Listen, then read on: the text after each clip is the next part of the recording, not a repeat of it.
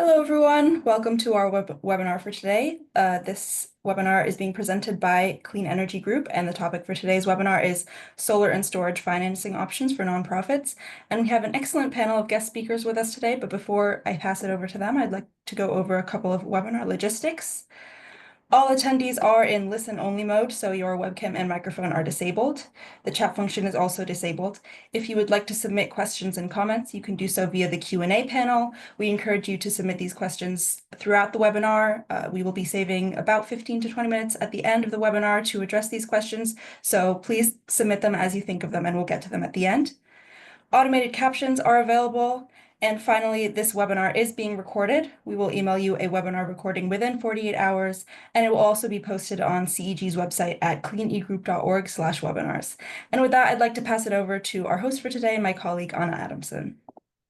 Great. Thank you so much, Zareen, and thank you all for joining today's webinar. As Zareen said, this webinar is a presentation of the nonprofit Clean Energy Group. We are a nationwide organization that works to advance reliable, clean energy for all. Our focus areas are climate resilience and community health, distributed energy access and equity, energy storage and flexible demand, and advocating for fossil fuel replacement and replacing those with clean energy technologies. Next slide, please. If you want to learn more about our focus areas, you can go to our website, cleanegroup.org. CEG established the Resilient Power Project over a decade ago to support communities that are advancing solar and battery storage projects to build local resilience. As a part of this program, we host the Technical Assistance Fund. Next slide, please. Within the TAF, the Technical Assistance Fund, we provide Solar+Storage pre-development support to community-serving organizations. That includes community centers, food banks, houses of worship. We also support multifamily affordable housing developers, health clinics, other, emergency critical response providers in the event of a power outage. The list goes on. Projects in all 50 states, DC and Puerto Rico, are eligible to apply for the Technical Assistance Fund. And through this program, you would receive what we call a techno-economic feasibility assessment for how solar and battery storage could be implemented at your facility. Essentially, the feasibility assessment is a toolkit, so you can see how much it would cost, how much you could save on your electricity bills potentially, what environmental benefits would be accrued through installing a system, and how much backup power you would receive in the event of an outage. Next slide, please. Here are a couple pictures that you'll see of projects that have actually installed Solar+Storage, 60 and counting so far. Next slide, please. And over the last 10 years, we've been able to grant over $2 million to community organizations, supporting 380 facilities interested in resilient backup power. So as we proceed through this webinar, if this topic interests you and you want more support, pre-development support, feel free to go to our website, Clean Energy Group, cleanegroup.org, go over to the Technical Assistance Fund tab and reach out to us. Next slide, please.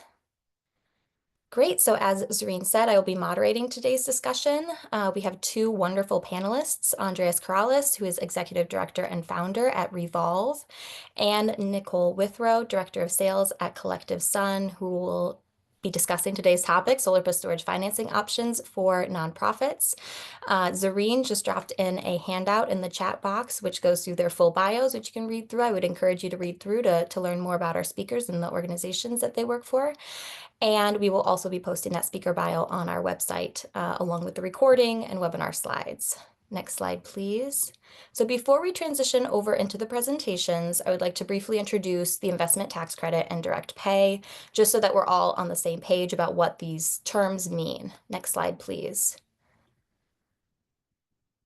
Next slide, please. Thank you. Perfect. So the investment tax credit, or ITC, enables folks to receive at least 30% back on eligible project costs for solar projects, for battery storage projects, for solar and battery storage projects, Solar+Storage, as well as other clean energy technologies. For most projects that we're probably speaking to, community-sized projects, community centers, resilience hubs, that sort of thing, you would be able to receive the 30% base credit. There are some additional requirements, prevailing wage, workforce requirements if you're an especially large project, multi-megawatt scale to be able to receive that 30% base credit. In addition to the base credit, you can also apply for and receive a number of bonus credits, which you can see on the right-hand side of that chart there. We have the energy community bonus credit for folks located in energy communities, bonus credits for projects located in low-income communities and on tribal land. We also have bonus credits for using domestically produced products, and for being located at multifamily affordable housing providers, and for community solar projects. So when you stack these bonus credits together, you can, again, at least 30% and up to 70% if you stack these bonus credits together. Next slide, please.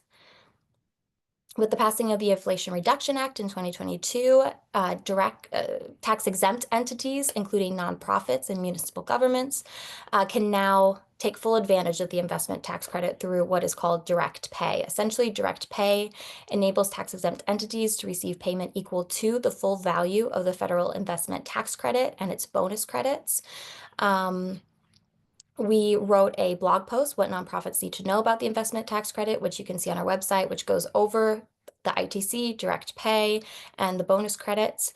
I would also recommend folks go to Lawyers for Good Government. They have a lot of great resources about the ITC that are updated very frequently, including the Clean Energy Tax Navigator. They have several handouts, elected play blueprints, guidance briefs, and a Q&A page. I share these resources. This presentation is not focused on direct pay in the ITC, but I think it is an important part of the puzzle to being able to fund these projects, and I want to make sure folks are aware of these things. And to go to, trusted resources like the Lawyers for Good Government page to get up-to-date information about any changes or how you can take advantage of these opportunities. So with that said, I will pass the mic over to Andreas to introduce, what kind of opportunities that RE-volv has for folks. Thank you so much, Anna. Appreciate it. It is a privilege to be here. And I'm going to share my screen. Let me know if you can see my screen okay. Yes, we can. Fantastic. Okay. Well, thank you, everybody. As Anna mentioned, my name is Andreas Karelis. I'm the founder and executive director of RE-volv. We are a nonprofit organization that helps fellow nonprofits go solar. And we're going to chat today about how to unlock solar for nonprofits. So a little bit about RE-volv. We are an equity-focused clean energy access nonprofit organization. And that means we help fellow nonprofits go solar. So community serving organizations, from schools to churches to health clinics, homeless shelters, food banks, community centers of all kinds that are interested in solar and solar+Storage. And we walk them through that process from start to finish, including developing and financing those projects. And we also try to raise awareness about clean energy, the benefits of clean energy at the local level as much as possible with each project. We are ourselves a 501c3 nonprofit organization. We've been doing this work since 2011, so we're now in our 15th year. We're based in San Francisco, but we work nationally, and we are an emerging CDFI and a member of Opportunity Finance Network. So I want to take a few minutes with you today just to chat about the why we bring solar to community-based nonprofits and the how. So I think for those of you that are on this webinar, it's probably a review for you, or you all are pretty familiar with why clean energy is so valuable to nonprofits. But it's worth, just kind of taking a moment. Clean energy can now save nonprofit organizations considerable amounts on their electricity bills, which they can put back into their programs. And particularly in the environment that we're in, where programs and services for communities are being unfunded or cut, people are going to be turning to those nonprofits in their community even more so. And so the more that we can reduce electricity bills and allow nonprofits to put that back into their services, the better. And of course, from a resiliency perspective, if you can add storage to your solar system and your nonprofit can be a place of resilience during increased climate disasters which last year there were $180 billion of climate disasters in the US alone. We know that people already turn to their nonprofit community center during times of disaster. And so having that resiliency is going to be key, as well as the local job benefits and the local clean air and employment benefits.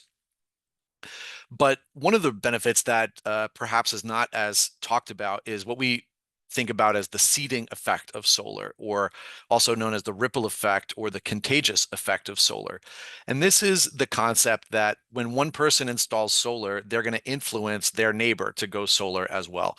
And so a study from Lawrence Berkeley Lab found in 2023 that when a nonprofit or house of worship goes solar, that you will, on average, see 80 residential solar installations happen as a result of that one nonprofit going solar in the next 5 years, which is a really compelling statistic. And it really goes to show that one nonprofit or one house of worship going solar can really spread the word in the community and get people to follow on.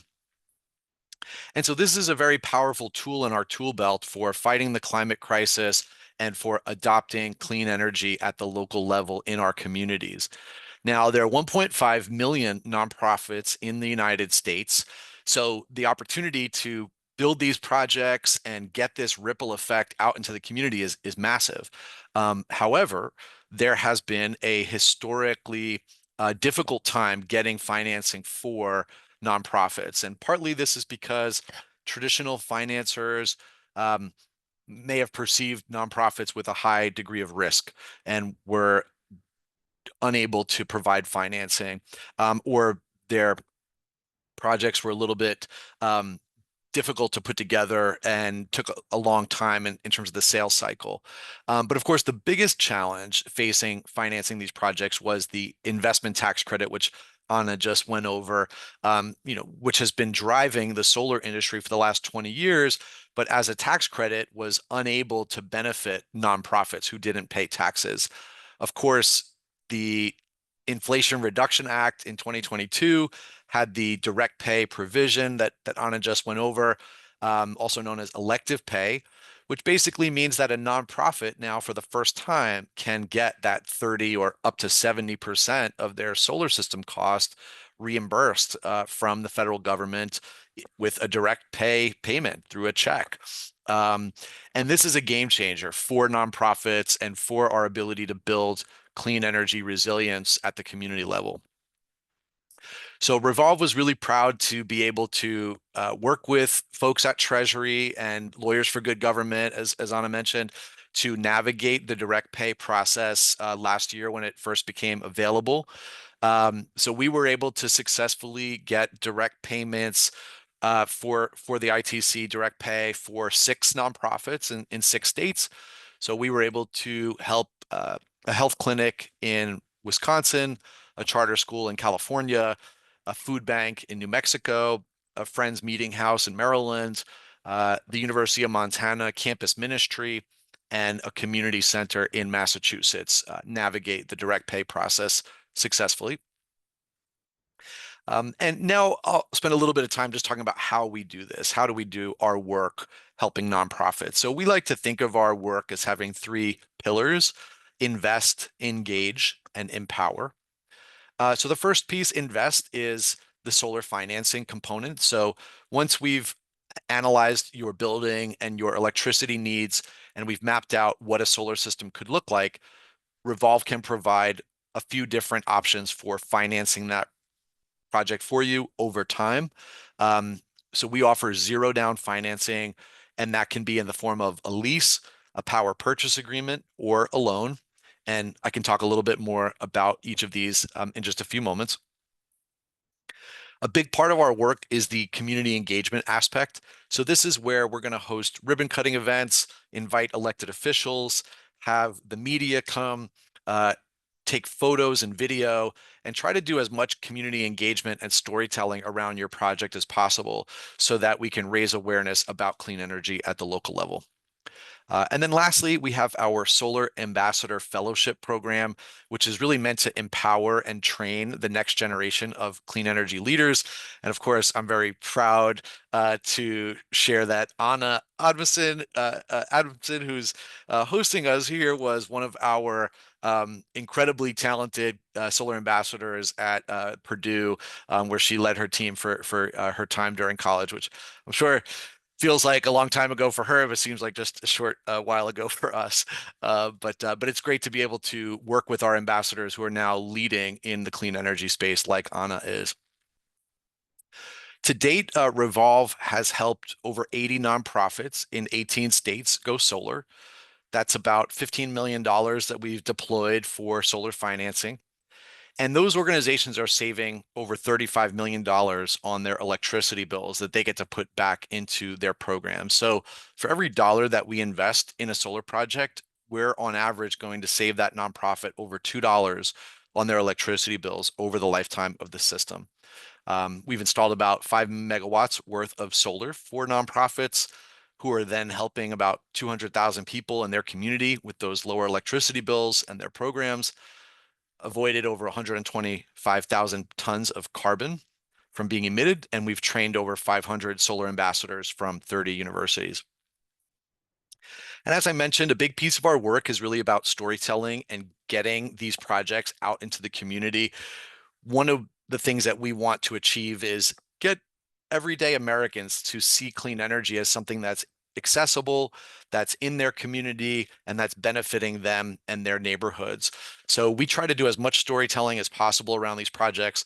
These are a few headlines just from the last year. So some of our projects have been featured in Rolling Stone, the Wall Street Journal, Forbes, and more.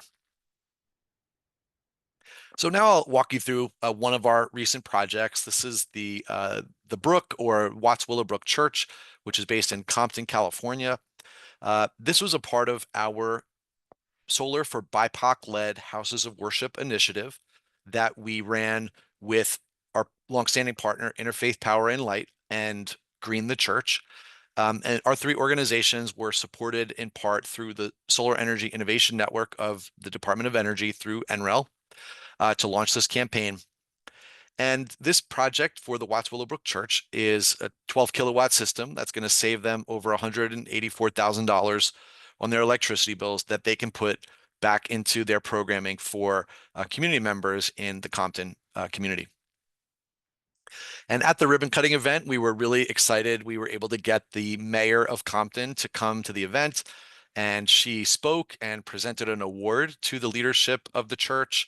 And we were able to get that featured on the ABC Evening News in Los Angeles. This project was actually also featured at the White House. We were invited to come and present about this project at a convening at the White House about climate justice for faith leaders. And of course, that was a huge honor. And to touch back to the seeding effect that we talked about, this project has now inspired 5 additional congregations in the Compton area to begin their process of going solar with RE-volv. So when one organization can help spread the word to its neighbors, and you get more and more communities, community-serving nonprofits adopting solar and storage, that's where you really can start to build resilience community by community. So now I'll touch base a little bit on how we put the financing together in addition to the direct pay. So as Anna mentioned, you can now get 30% or more of the system covered from direct pay. But in that case, there's also a question of how long does it take? So it could take up to 18 months or more from the time you install your system before you receive your direct pay paycheck. And then there's also what happens, how do you finance the remaining 70% of the solar system if you don't have that cash on hand? So RE-volv has 3 financing products that we offer. Again, we work in anywhere in the country. So depending on your geography, depending on your utility rates, we can work with you to determine what's the best product that'll work for you and your organization. But all of our products are zero down. We aim to start saving at least 15 to 20% on your electricity bills right away. And basically do as much as possible to help you navigate working with your leadership at your organization, to managing the construction, to working with the utility, to taking care of everything so that it's as easy as possible for your organization. So we have three products, as I mentioned. One is a loan product.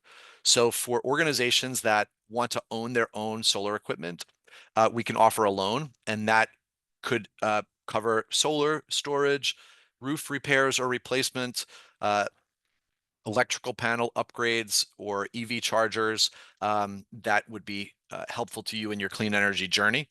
We also offer a lease or a power purchase agreement where Revolve owns those assets, and then we would be taking care of all the operations and maintenance over time. So there wouldn't be any outside out of pocket cost for the organization to maintain these systems or replace anything over time. So that's another option that folks are excited about.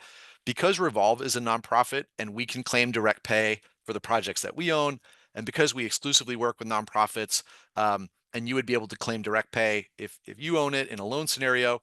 In all scenarios, direct pay will apply, and we would be able to help you navigate that to make sure that we get the maximum amount of direct pay for your project. So now I'm just going to give you a few more highlighted examples of some of our projects. This is the Lifeline Animal Shelter in Atlanta, Georgia. This 200 kilowatt system is going to save them over $1.6 million on their electricity bills over time. It's the largest animal shelter in Georgia.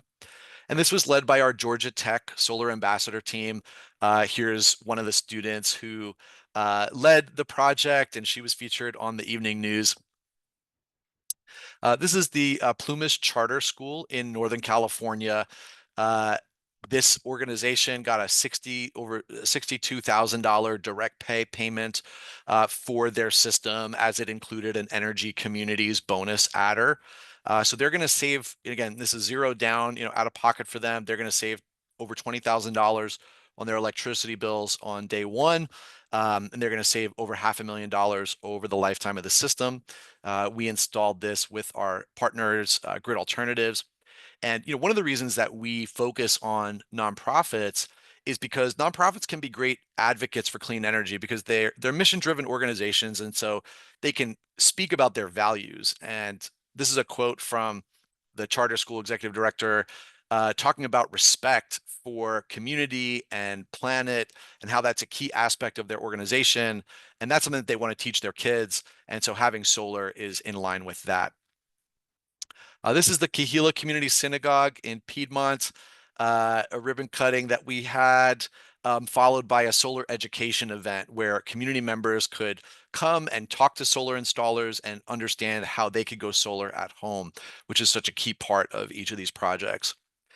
Here's a VFW, a Veterans of Foreign Wars post in South Carolina that was led by our Coastal Carolina team, Coastal Carolina University Solar Ambassadors.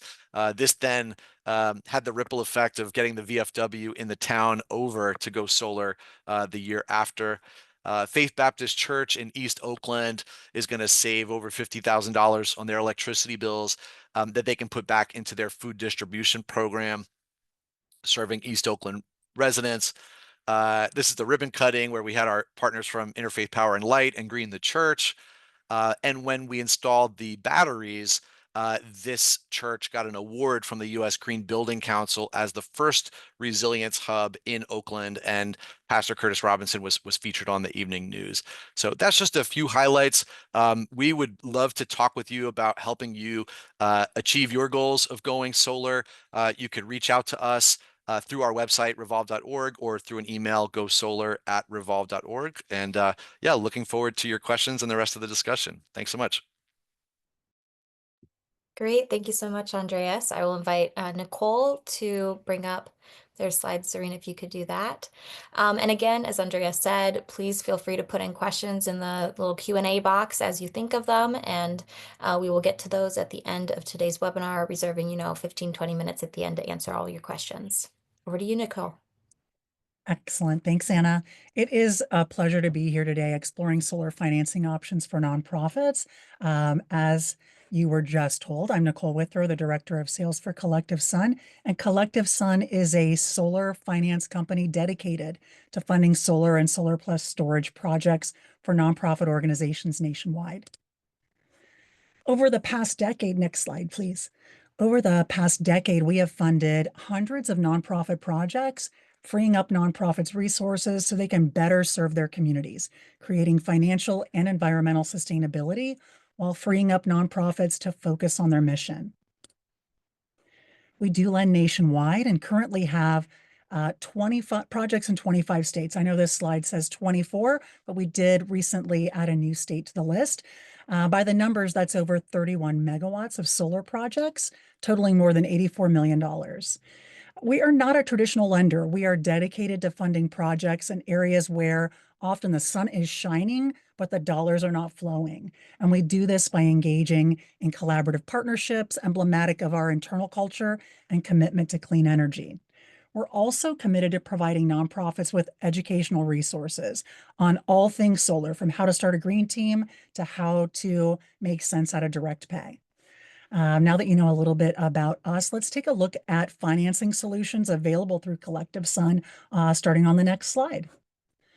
The first option I'd like to explore is, we call this the Solar Power Agreement, or SPA.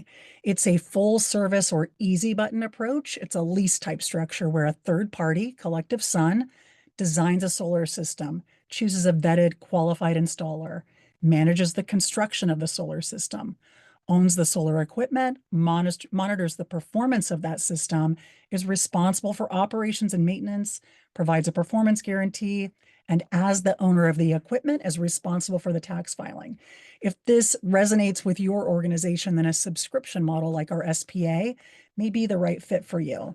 And with the SPA, CollectiveSun Foundation, our nonprofit, owns the equipment, while your nonprofit owns the energy generated by the solar system. And I'd also like to discuss our loan solution, which is on the next slide. We can take a look at that. So if you really want to own your solar system, the CollectiveSun solar loan might be the right fit for your group. The loan features a payment holiday during construction, meaning there are no payments until the system is installed. There's no collateral requirement beyond the solar equipment itself. No personal guarantee is required, no prepayment penalty. The loan includes a variety of risk mitigating best practice requirements, as well as fund control, which is construction payment oversight. It sounds fancy, but this is our process for managing loan disbursements, releasing funds only after each phase of work is completed and verified, and then securing lien waivers and releases. And all of that to say, we do these things to help prevent overpayment, ensure accountability, and protect your nonprofit throughout the construction process. The loan also includes our direct pay tax filing service. So we will file the 990T along with the forms that roll into it. We also perform contractor vetting for all of our projects, whether it's a loan or the previously touched on SPA. For the loan, currently interest rates start at 4.99% with loan terms with lengths of up to 20 years. The loan is structured with a set monthly payment throughout the term and provides construction financing for the installation of the system, gap financing for that direct pay rebate, and then any other grants or utility incentives that might also need gap financed. Once you receive the direct pay rebate or any other gap financed amounts, those are remitted towards loan repayment, with the balance then rolling into this term loan. So while that might sound a little complicated, all of these elements are really rolled into a singular loan with a set payment throughout the term.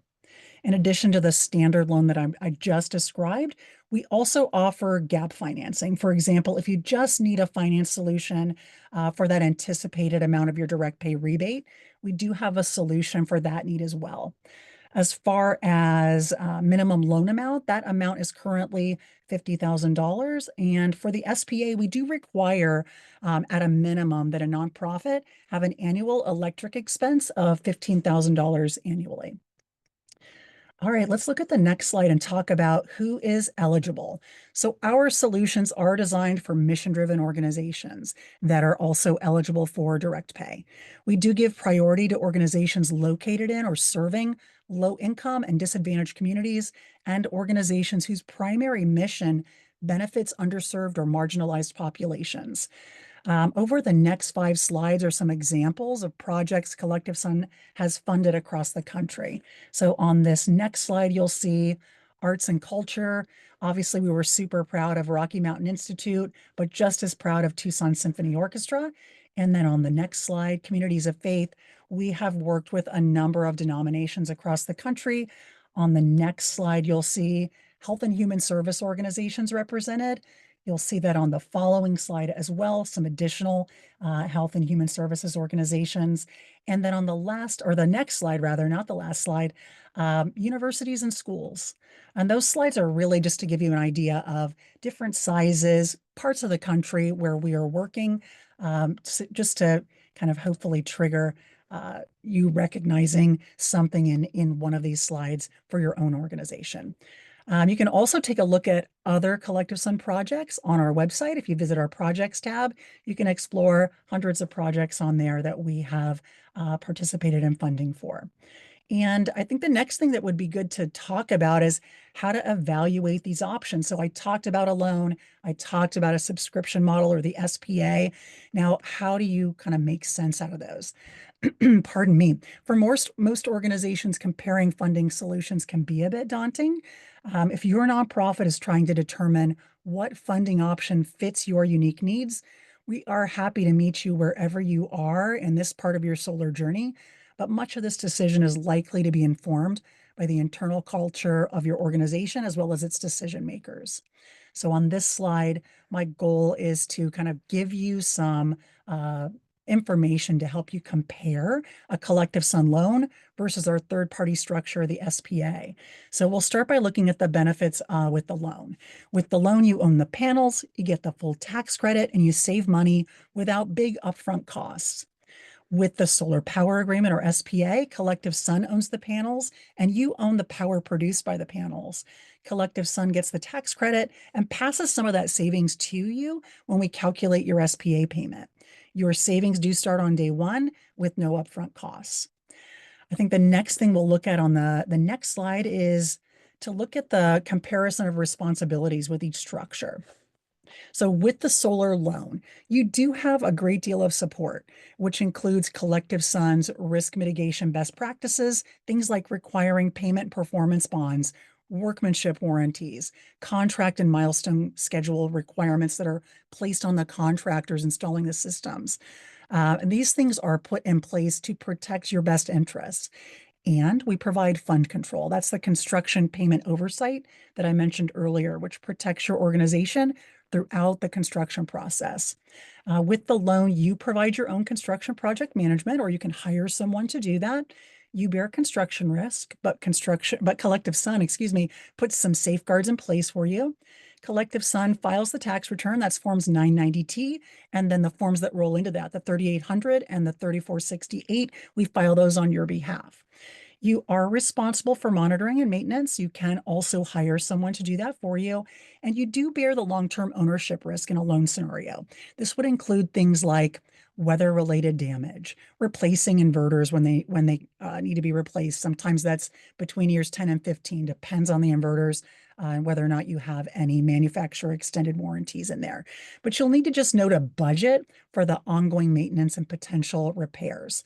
With a subscription model like the SPA, you have full support, including construction project management. We bear construction risk as well as long-term ownership risks. We provide monitoring and maintenance. In addition, with third-party structures like the SPA, you have no tax filing responsibility, since that is the responsibility of the party that owns the equipment. And in this case, that's CollectiveSun Foundation. So on the next slide, we're going to talk about kind of where do you start? You've got some information to work with, benefits, responsibilities. We really suggest when deciding which funding option is the right fit for your group, start with some basic questions. Do you have in-house construction management expertise? Are you comfortable bearing construction risk? Are you comfortable bearing long-term ownership risk? And for the record, the only wrong answer to any of those questions is really no answer at all or decision paralysis. The important thing is to start this conversation with your green team and leadership so you know which option you want to pursue. With both CollectiveSun Solutions, the loan and the SPA, your organization owns the energy generated by the solar system. Both are also going to require you to insure your solar system. And if you're considering a rooftop installation, you will want to make sure that your roof is in good condition and is ready to receive a solar system. All right, Phil, I'd like to take a moment to talk about contractors on the next slide. All CollectiveSun projects do require the use of an approved contractor. If you're a contractor and you want to join our approved contractor network, you must have commercial solar installation experience, you must be licensed and insured, and you must be bondable. You also need to be comfortable with a payment structure where payments are made for work that has been performed and verified and not in advance. You can submit a contractor application at the link on the slide, which you'll receive in the webinar follow-up, or you can reach out on our contact us page at CollectiveSun.com, and I'll provide you with the link and answer any questions you might have in addition to that. In closing, I would like to share some resources with you all. I invite you to check us out at CollectiveSun.com. While you're there, I encourage nonprofits to visit the resources tab and see what's available that might meet you where you are in your solar journey. You can also view our statement of qualifications via the link on the slide. And that's it for now. Wonderful. Thank you so much, Nicole. That is super helpful. And I will invite all of us to go back on screen for our Q&A session. We have plenty of time and we have plenty of questions to answer, so it's working out well. Please feel free to continue submitting questions. We'll get to as many as we can in the time that we have left, and then I will work through the questions after this webinar is finished as well. So please continue to submit questions as you think of them. We've gotten a couple about direct pay / elective pay, synonyms there, as well as the investment tax credit. I would just reiterate from what I had shared earlier in the presentation that if you have questions about how to apply to the system, or how to apply, when to apply any of the systems, we have some resources on Clean Energy Group's website. You can look up investment tax credit and direct pay, and you can see those resources. I would also recommend Lawyers for Good Government. I did put the link into the answers box for somebody's question, and we'll link to it at the end of this webinar as well. They have up-to-date resources, and we'll update folks on any changes if any changes occur to either of those programs. They also have an FAQ where you can submit your question. I saw someone had a very specific question about how to access it. They have an FAQ that you can submit your questions to, and pro bono lawyers will read through those. So putting that subject aside, because that's a whole webinar in and of itself, or series of webinars, or many hours long of conversation there. Let's go back to what services CollectiveSun and RE-volv can offer.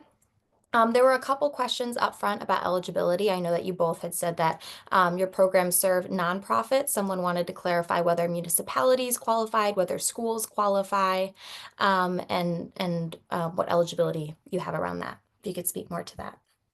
I can go ahead and speak on behalf of CollectiveSun.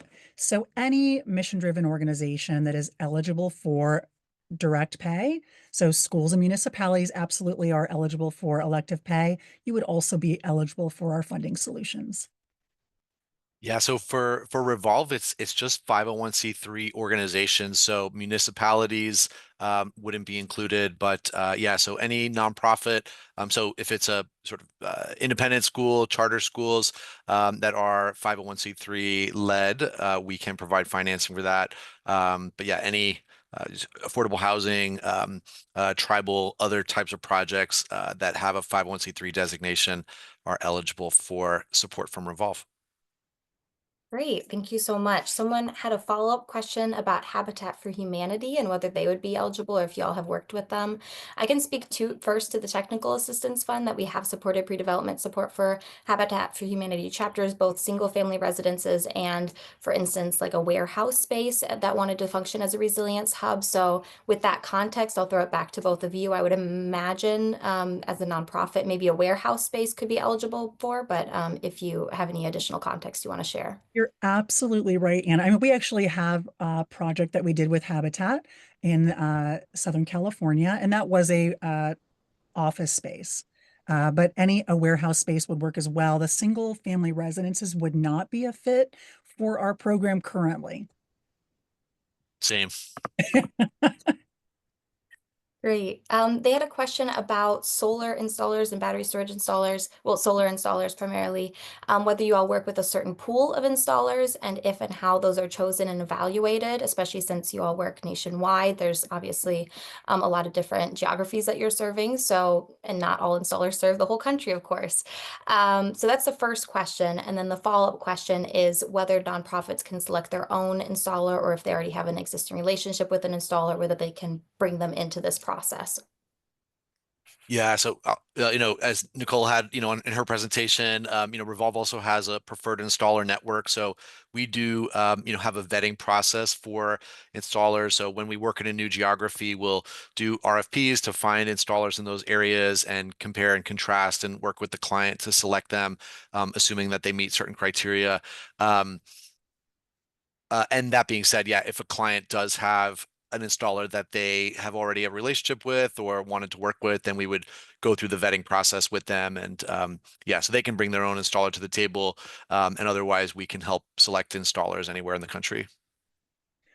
I would say I echo really what Andrea said. And yeah, absolutely. If a nonprofit has a contractor that they have vetted themselves and done their due diligence on, and they want to move forward with them, we will still require that that contractor go through our vetting process. And if we have any hesitation or that contractor doesn't meet those vetting requirements, we'll let the nonprofit know. And then at that point, it's up to them how they want to proceed.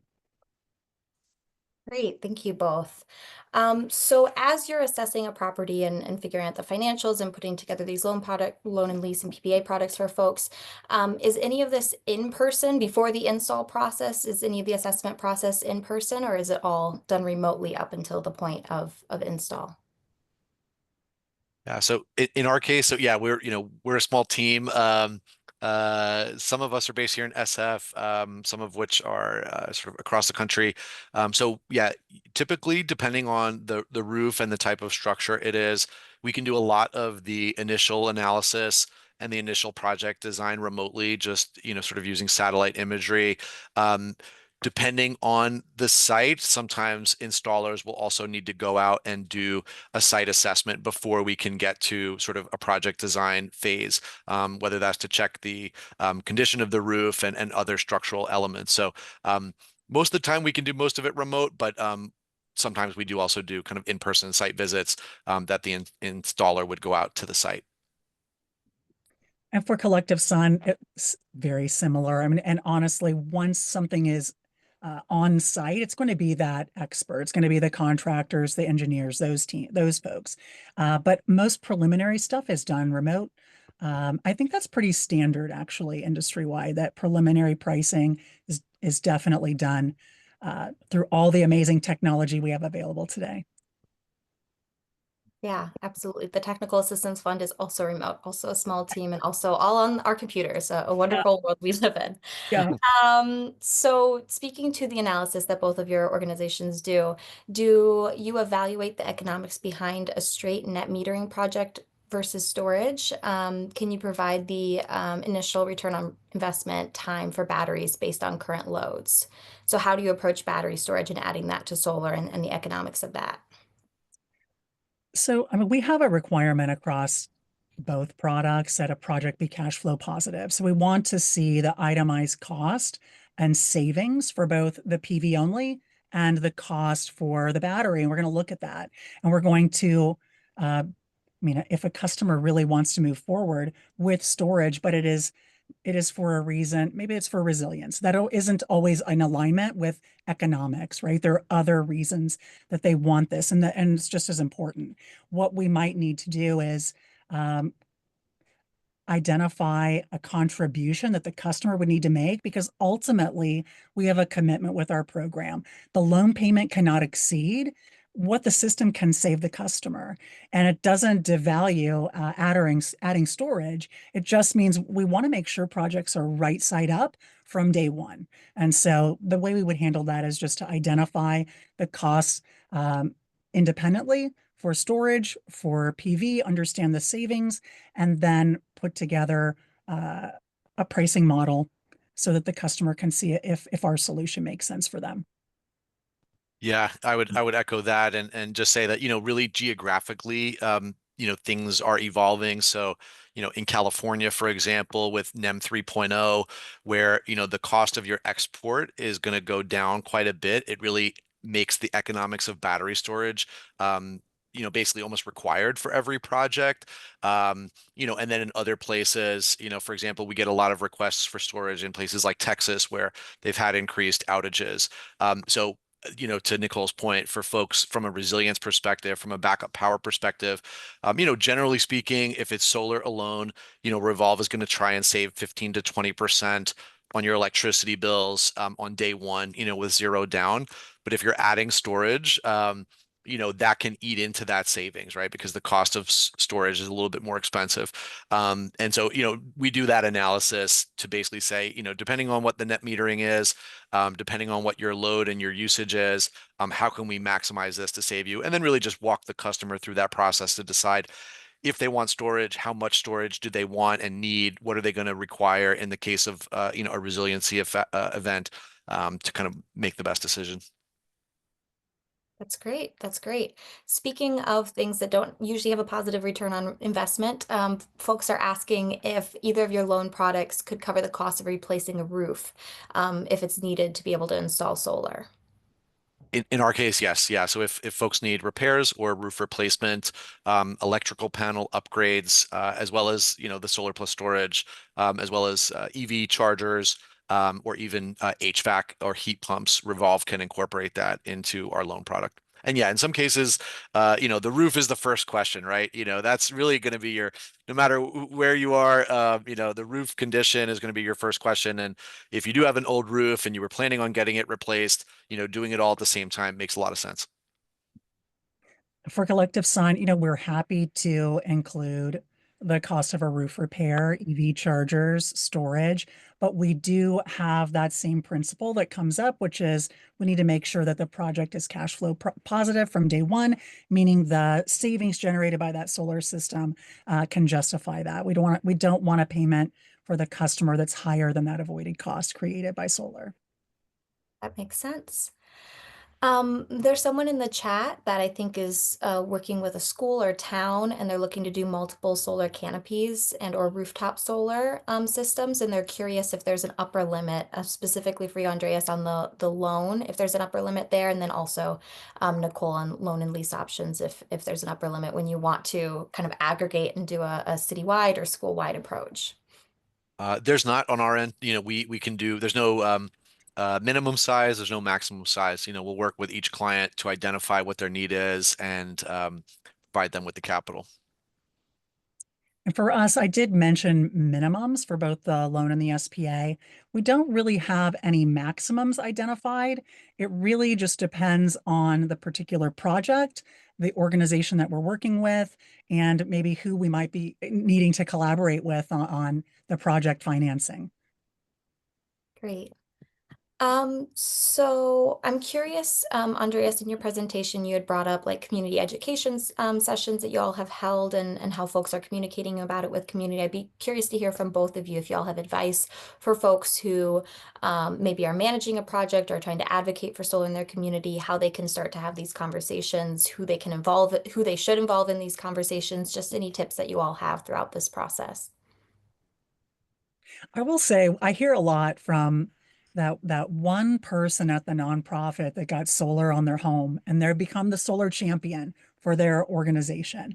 And they are out there in the trenches going it alone. It's no wonder it feels overwhelming. We all speak this foreign language called solar, then you layer finance on top of it, and they've got like smoke coming out of their ears. It's really a lot to process. Add on top of that tax code, and you're like, it's just a no-fly zone, right?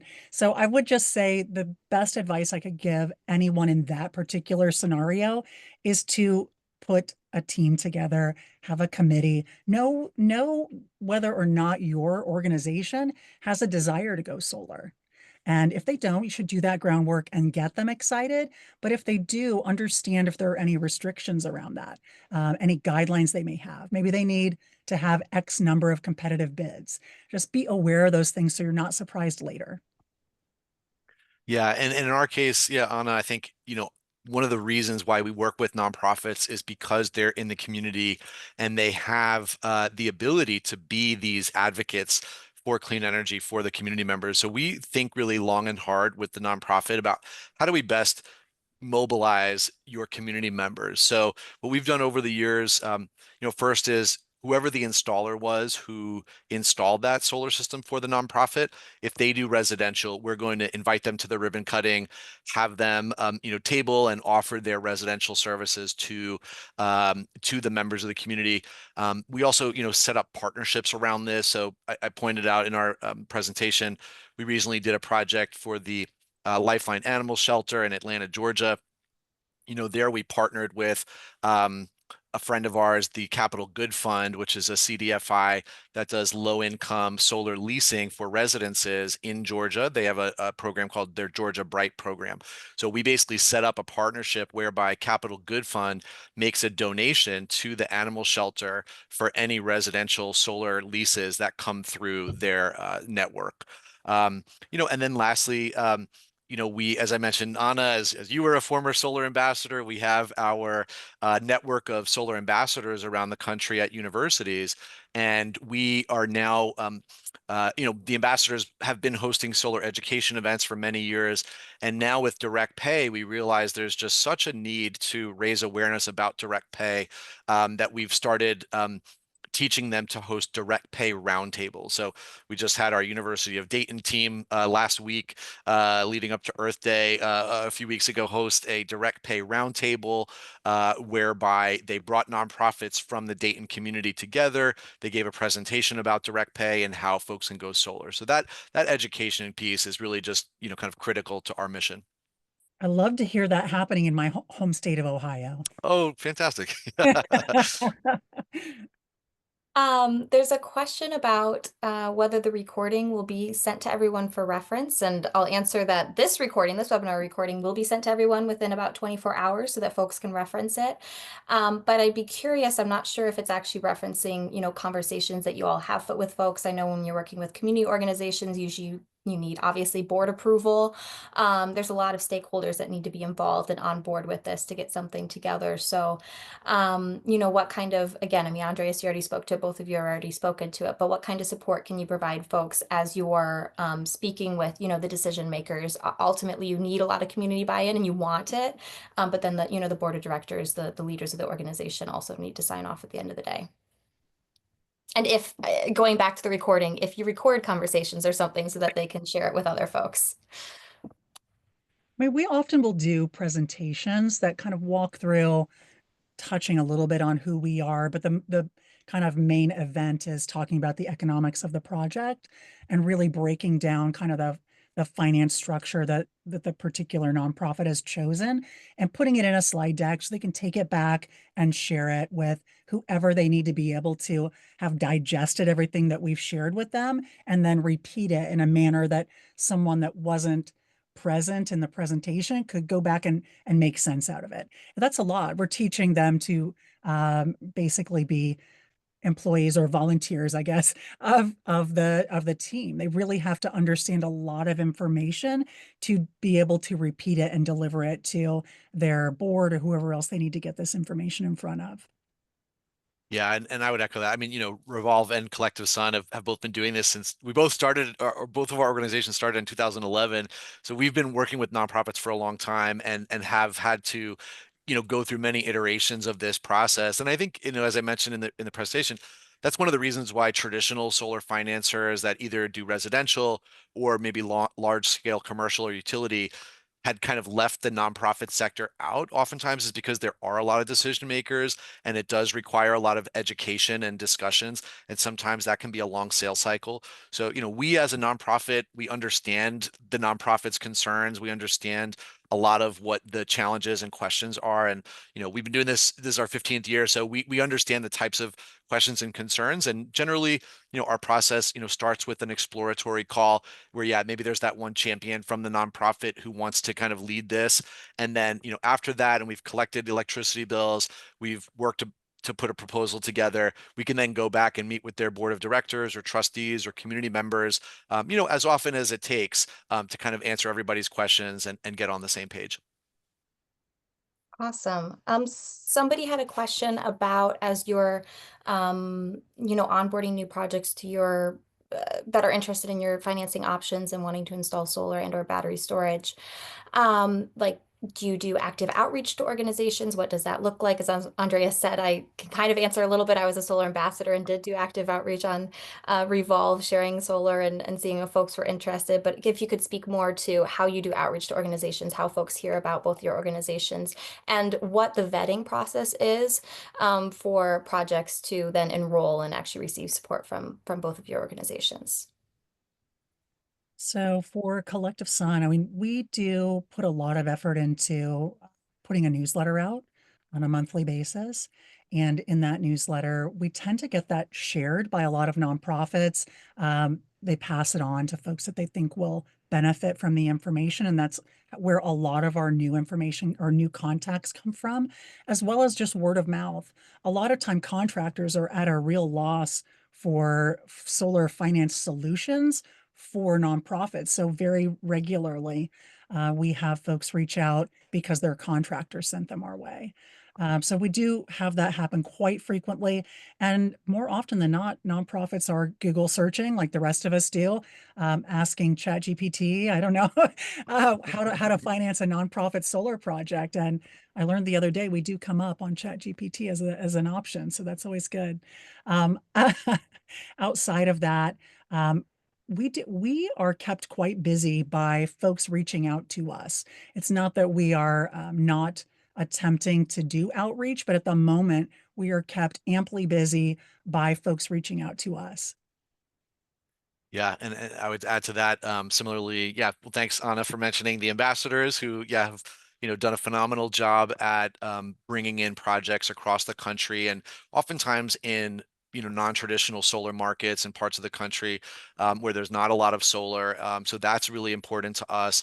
As well as our partner organizations, I mentioned during the webinar, groups like Interfaith Power and Light, Green the Church. Those are groups that have longstanding relationships with congregations around the country, as well as others, networks of food banks, health clinics, et cetera, that can really help to demonstrate this to their fellow organizations. And then, as Nicole mentioned, installers are really such a key partner for us, and our preferred installer network is such a great source of leads. Once, as Nicole mentioned, basically once an installer finds out that there's this financing available for nonprofits, they'll often come back with, dozens of leads just in their community of how many nonprofits or houses of worship they know that are local and that they can, help install for.